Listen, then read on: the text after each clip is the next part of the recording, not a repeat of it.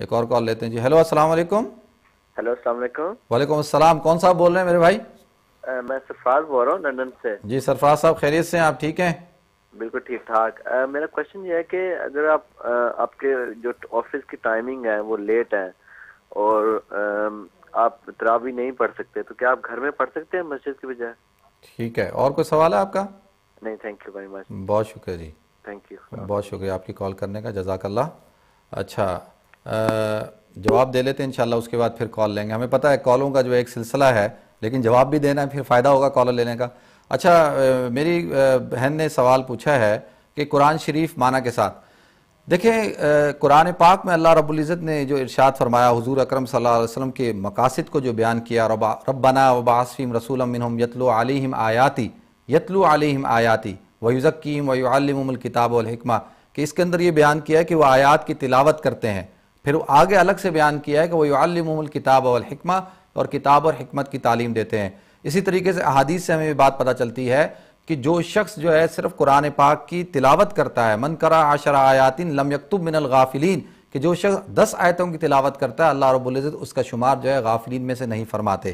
تو قرآن کا پڑھنا بھی عبادت ہے, لیکن کیا ہے کہ مقاصد جو ہیں اس میں سے یہ ہے کہ قرآن جو اترا ہے وہ ہدایت کے لیے, انا نحن نزلنا ذکر, کہ ہم نے ذکر کو اتارا, وہدی للناس, یہ انسانیت کے لیے جو ہے وہ ہدایت ہے. یہ جبھی ہمیں ہدایت ملے گی جب کہ ہم اس کو سمجھ کے پڑھیں گے, کہ ہمیں پتہ ہو کہ بھئی اللہ رب العزت ہم سے کیا چاہتے ہیں. تو بہتر یہ ہے کہ سمجھ کے پڑھنا چاہیے, اس کا ترجمہ پڑھنا چاہیے اور اس کے معنی کو سمجھنا چاہیے. لیکن اگر کوئی شخص نہیں سمجھتا نہیں, تو اس کا مطلب یہ نہیں ہے کہ وہ قرآن کی تلاوت بھی نہ کرے. اسی طریقے سے آپ نے ضمناً سوال پوچھا کہ قرآن خوانی کا کرنا. دیکھیں قرآن خوانی کچھ اصال ثواب کے لیے کرنا, جمع ہو کر قرآن کو پڑھنا, یہ بالکل ثابت ہے, اس کو پڑھنا چاہیے اور اس کا اصال ثواب کرنا چاہیے. اس کے اندر کوئی حرج نہیں ہے, یہ جو ہے وہ خلاف سنت اور خلاف شرع جو نہیں ہے.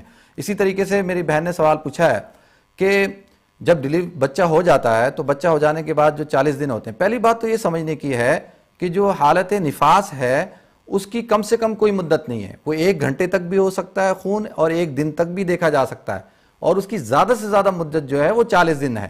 ہمارے ہاں یہ مس انڈرسٹینڈنگ ڈیولپ ہو چکی ہے کہ بچہ پیدا ہو جانے کے بعد 40 دن تک وہ عورت سمجھتی ہے کہ میں ناپاک ہوں, اب مجھے جو ہے وہ روزہ نہیں رکھنا, مجھے جو ہے وہ نماز نہیں پڑھنی. تو یہ ایک بڑی غلط انڈرسٹینڈنگ ڈیولپ ہو چکی ہے, اور اس کو صحیح کرنے کی ضرورت ہے. یہ تو دیکھنا ہوگا کہ کتنے دن خون آتا ہے. اگر 2 دن خون آیا اور اس کے بعد تیسرے دن چوتھے دن پورا دن خون نہیں آیا, تو اس کا مطلب جو ہے وہ یہ پاک ہو چکی ہیں. اب جو ہے ان کو روزے بھی رکھنے ہیں اور جو ہے وہ نماز بھی پڑھنی ہے, ان کے اوپر نماز بھی اسی طریقے سے فرض ہے. تو اس بات کا خیال رکھیں. پھر میری ایک بہن نے سوال پوچھا ہے کہ جی حالت حیض میں یعنی پیریڈز کے ایام کے اندر کیا تلاوت کر سکتے ہیں؟ مطلقاً قرآن کی تلاوت کرنا منع ہے, لیکن قرآنی دعائیں جو ہے ان کو پڑھ سکتے ہیں, اور جو ہے درود شریف کا بھی درود شریف بھی پڑھ سکتے ہیں, ذکر اذکار کر سکتے ہیں. اور آیت الکرسی کیونکہ ایک بہت بڑی آیت ہے, اور یہ یعنی اس کے اندر جو ہے وہ اللہ رب العزت کی عظمت اور شان کو بیان کیا گیا ہے. تو بعض علماء کہتے ہیں نہیں آیت الکرسی نہیں پڑھی جا سکتی, باقی جو ہے رب جعلنی مقیم الصلاۃ, یا ربنا لا تؤاخذنا ان نسینا واخطانا, جو دعائیں ہیں ان کو جو ہے وہ پڑھا جا سکتا ہے. اور اسی طریقے سے میرے ایک بھائی نے سوال پوچھا ہے کہ اگر جو ہے وہ کوئی آدمی بزی ہے, کہیں جاب کرتا ہے, اور اگر وہ مسجد کے اندر جو ہے وہ تراویح نہیں پڑھ سکتا, تو کیا وہ گھر کے اندر تراویح پڑھ سکتا ہے؟ میرے بھائی تراویح بالکل جو ہے تراویح پڑھنا واجب ہے, یعنی چاہے وہ مسجد میں جماعت کے ساتھ پڑھیں یا گھر میں پڑھیں, اور جو ہے وہ اکیلے پڑھیں, انفرادی پڑھیں, جماعت کے ساتھ پڑھیں. لیکن سنت مؤکدہ ہے تراویح پڑھنا, اور جماعت کے ساتھ پڑھنا جو ہے وہ فرض کفایہ ہے. کچھ لوگ یعنی ضروری ہے کہ ہر مسجد کے اندر جماعت جو ہے فرض تراویح کی ہو رہی ہو. اگر سارے چھوڑ دیں گے تو سب گناہ گار ہوں گے.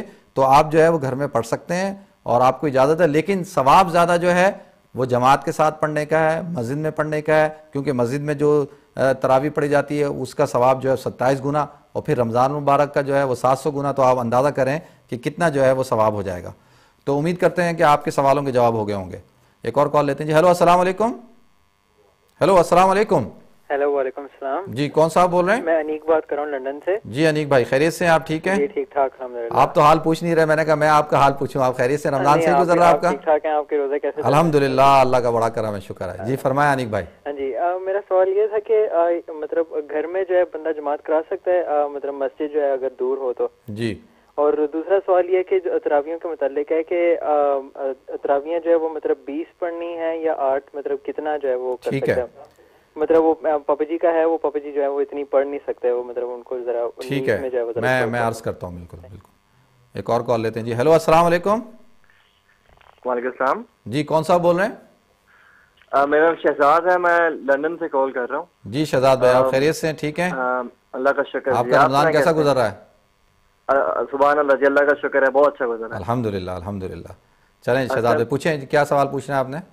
مجھے آپ سے پوچھنا ہے کہ تراویح جیسے ہم کام کرتے ہیں واپس آتے ہیں تو مسجد جا نہیں پاتے کیونکہ مسجد قریب ہے نہیں جی. تو اگر میرے پاس ویڈیو تراویح کی ہیں جی، یعنی کہ جس میں پورا قرآن شریف میں پڑھا ہوا ہے، اگر میں وہ لگا کے اس کے پیچھے جماعت کے ساتھ پڑھ لوں جی تو یہ جائز ہے کہ نہیں؟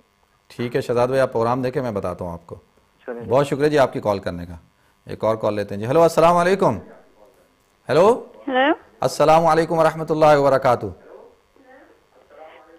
Assalamu alaikum. I just wanted to say, could you please pray for my grandma? She's got cancer and she's getting her chemotherapy done at the moment. Inshallah, we can pray inshallah end of the program. And to all the viewers, please too. Inshallah. In this month, please pray for her. Inshallah. Thank you very much for your call. Thank you. ایک اور کال لیتے ہیں جی. Hello السلام علیکم. السلام علیکم جی. وعلیکم السلام. کون صاحب بول رہے ہیں؟ ظفر بول رہا ہوں شیفیلڈ سے. ظفر بھائی خیریت سے ہیں آپ؟ ٹھیک ہیں؟ شکر الحمدللہ جی. شیفیلڈ میں رمضان اچھا گزر رہا ہے؟ فرسٹ کلاس جی. آپ ماشاء اللہ کا کرم. جی فرمائیں. سوال یہ تھا، غیر مسلم کے ساتھ شادی کر سکتا ہے مرد؟ غیر مسلم کے ساتھ؟ جی اہل کتاب ہو. اچھا، غیر مسلم اور اہل کتاب میں فرق ہے میرے بھائی. ٹھیک ہے میں بتاتا ہوں، آپ پروگرام دیکھیں. ظفر بھائی گرلز کے بارے میں بتا، کیا وہ کر سکتی ہیں؟ میں اس کا بھی بتاتا ہوں جی. بالکل. تھینک یو جی. بہت شکریہ جی آپ کی کال کرنے کا. اچھا میرے بھائی نے جو ہے سوال پوچھا ہے کہ گھر میں جماعت کر سکتے ہیں یا نہیں کر سکتے.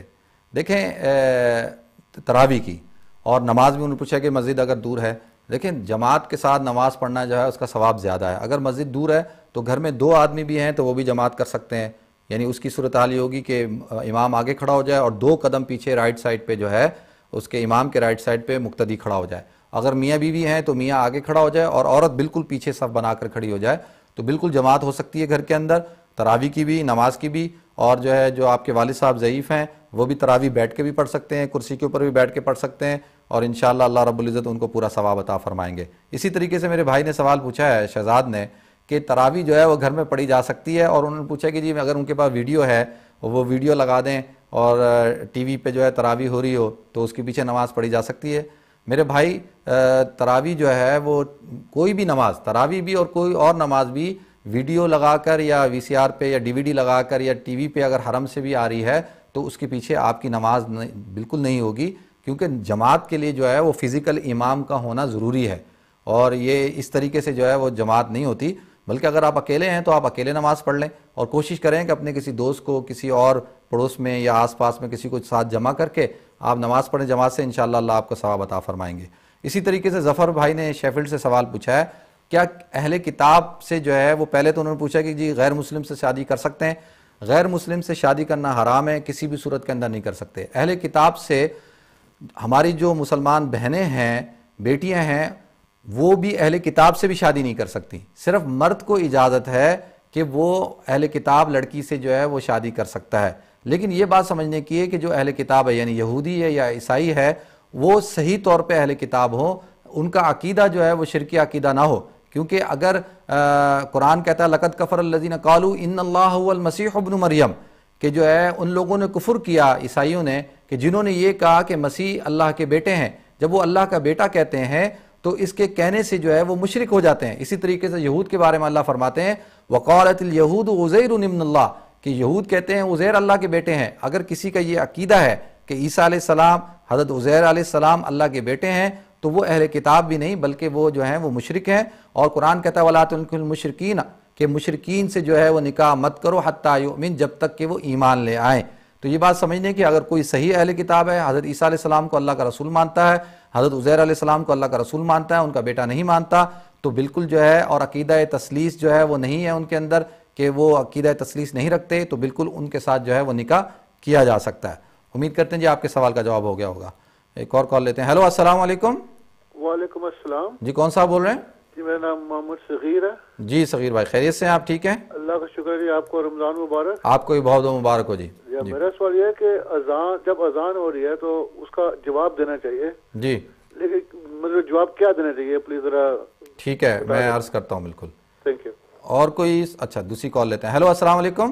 अस्सलाम वालेकुम। वालेकुम अस्सलाम वरहमतुल्लाह। कौन सा बोल रहे हैं? मुफ्ती साहब मुसद्दिक बात कर रहा हूँ मुकिम से। क्या है? ठीक है जी मुसद्दिक भाई, खैरियत से हैं आप? ठीक ठाक हैं माशाअल्लाह। शुक्र अल्लाह का। आप सुनाए? मैं आपका रमजान कैसा गुजर रहा है? तो मैंने कहा कि आपसे हो जाए बात। माशाअल्लाह बड़ा अच्छा रमजान जा रहा है। आप सुनाए? ठीक है अल्हम्दुलिल्लाह, अल्लाह का शुक्र है बहुत। मुझे एक क्वेश्चन का जवाब चाहिए था। जी जी जी फरमाएं। ये जो बच्चे की नापी चेंज करने से जी वजू टूट जाता है या? आजकल लगता है आप बच्चों की नपियां चेंज कर रहे हैं माशाअल्लाह। नहीं मैं नहीं कर रहा, मेरी वाइफ ने पूछा है। अच्छा अच्छा अच्छा, उसकी तरफ से पूछ लूं मैं। ठीक है मुसद्दिक भाई, इंशाल्लाह जवाब देता हूँ मैं आपको। Okay thank you. बहुत शुक्रिया जी आपकी कॉल करने का। एक और कॉल लेते हैं जी। हेलो अस्सलाम वालेकुम। हेलो अस्सलाम वालेकुम। वालेकुम सलाम जी कौन साहब बोल रहे हैं? ऐसा मेरा फवाद है, मैंने आपसे पूछना था बच्चे का नाम रखना। बच्चे का नाम रखना है आपने? जी मैं बच्चे का नाम मैं सोचा था आहद रखूं, पैदा हुआ अभी। जी बिल्कुल। तो आहद का आपका ख्याल है कि सही है, मुनासिब जी ठीक है, बिल्कुल बताते हैं, आप प्रोग्राम देखें इंशाल्लाह। एक क्वेश्चन है साथ ही कोई ये है कि हकीके बच्चे का कितने दिनों में ये है कि कुछ दिनों में करना पड़ता है? ठीक है, हकीके के बारे में सवाल कर रहे हैं आप? प्लीज हकीका के बताते हैं इंशाल्लाह, आप प्रोग्राम देखें इंशाल्लाह।